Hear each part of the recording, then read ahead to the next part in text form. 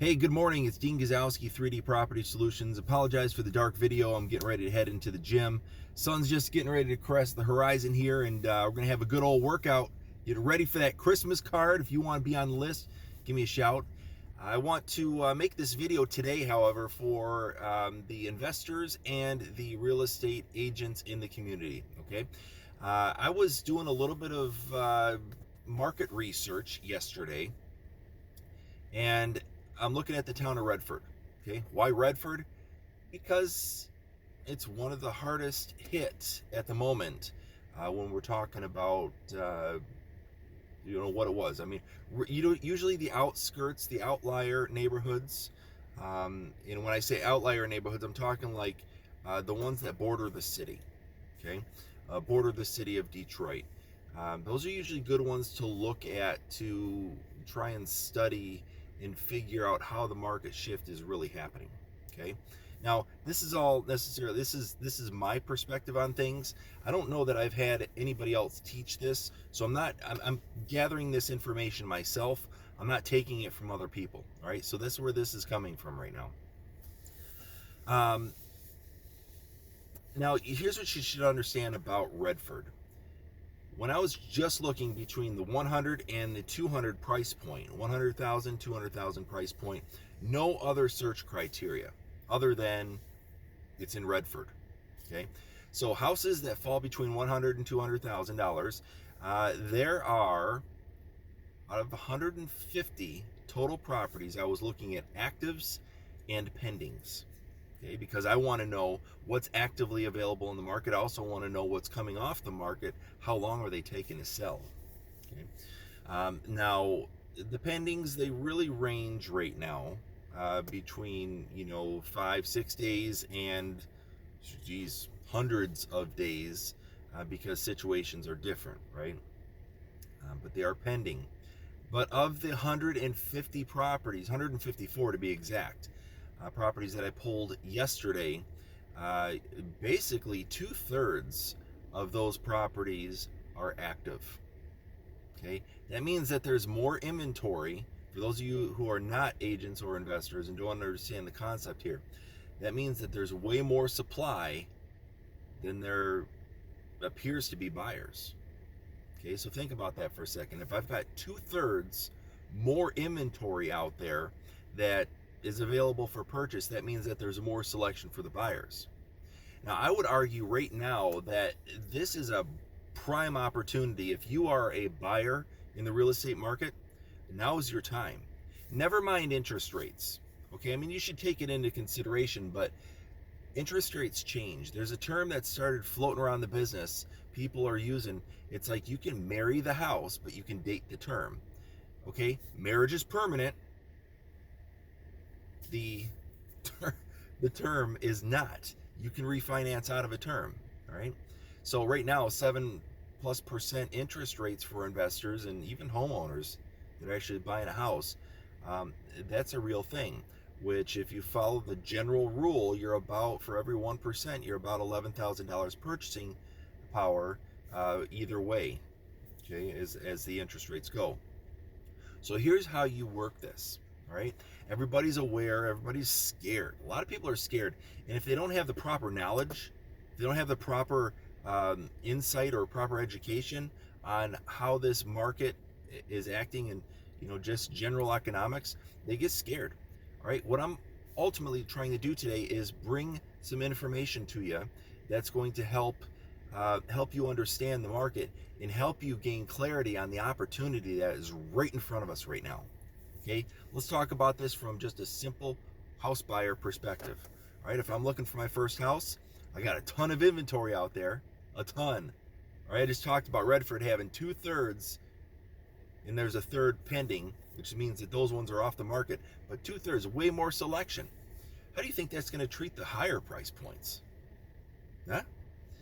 But here's your opportunity that you got to realize.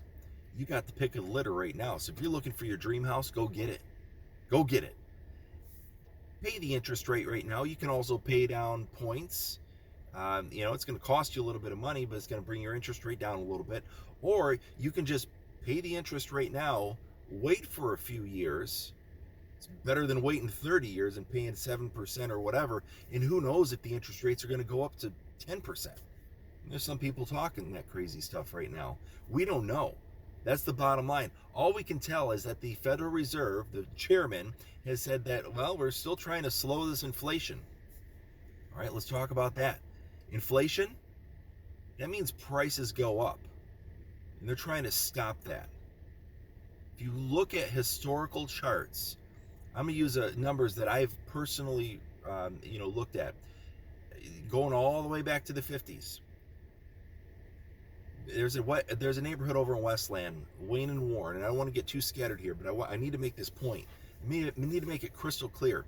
Long term, just like the stock market, the numbers are going to go up over time. That's where the financial systems play. That's where they make their money.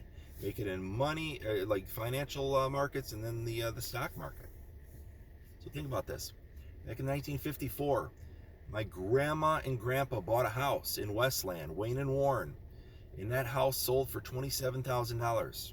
Okay, $27,000. Now that was coming off the Bretton Woods whole thing, gold, being pegged to the dollar. But understand what happens when we are in a debt-driven society. Okay, why do we come off the gold standard? Is so we can use debt. So we can have a banking fractional reserve system. So banks can hold money and lend money. All right? If you understand how this works, you can make a lot of money. Right? So understand this. 1954, $27,000. Fast forward to present day, it's a $200,000 house all day long. $200,000. Over how many years? Do the math. That's $150,000, $175 roughly. Over let's do the quick math. It was 1954. So what is that? 80 years. Call it 80 years. $175,000 worth of equity. Okay. Now go back to the inflation bit. And I didn't intend to have this to be a 10-minute video, but I think the information's coming out good. If you're sticking with me, please like the video. But even if it's good information. So 1954 to present day, in those houses over there in those simple Westland Ranch, 1,000 square foot basement garage, those ones peaked out at like $225 last summer. Okay, $225. Now, present day, what are we looking at? All right, you got all these different houses, and the Federal Reserve is trying to slow down inflation. They're trying to slow it down. If we're talking about long-term securing wealth, putting yourself in a position to win, you got to follow Warren Buffett's advice, okay? Run when people are greedy. And I'm paraphrasing because I don't know exactly the term, but you got to run when people are greedy, and you got to run away when people are greedy, run in when people are scared. Now, sure, we're probably going to have more price adjustments because interest rates are high. There's less buyers. That's going to have a negative effect on pricing in the market. But if you're in the market as a buyer, you can go in and bid, and you can win deals because there's people that are scared on the seller's end, and they're willing to sell for less. Ask me how I know that. I'm experiencing that right now. Now, if you're a seller, how do you work with that? Well, you need to price the house appropriately to cause it to sell up front. Okay? You need to avoid chasing the market about as much as possible. That means, like, if the house was worth in the summer $170,000, you don't price it at $170,000 now. You price it at maybe $165,000. You're going to make adjustments to the tune roughly 10%. Okay?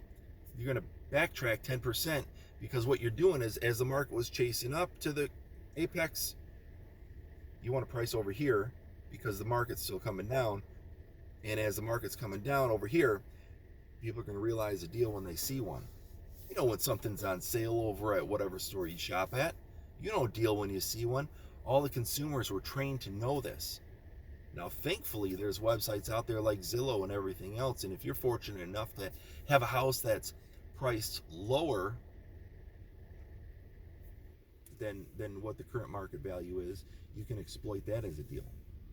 There's so many different ways to play this system and capitalize and come out on top. That's what you got to understand. Okay, you have got to understand. So if you have questions specifically about real estate, reach out to me directly. We run a house buying company. We also flip houses. We're also, and that's a completely separate video right now. We are in it on a $400,000 flip, and I'm going to make a video on that because we've got strategies on that. If you've got a $500,000 house to sell right now and you have to sell it, let's talk, because there's strategies for every type of situation. All right, it might not just be the traditional strategy that you're generally exposed to. So Dean Gazowski here signing up. I gotta go and I gotta go and hit this gym up and get ready for that Christmas card. But check us out. If you have any needs for information, please reach out to us. We're more than willing to help. Thanks.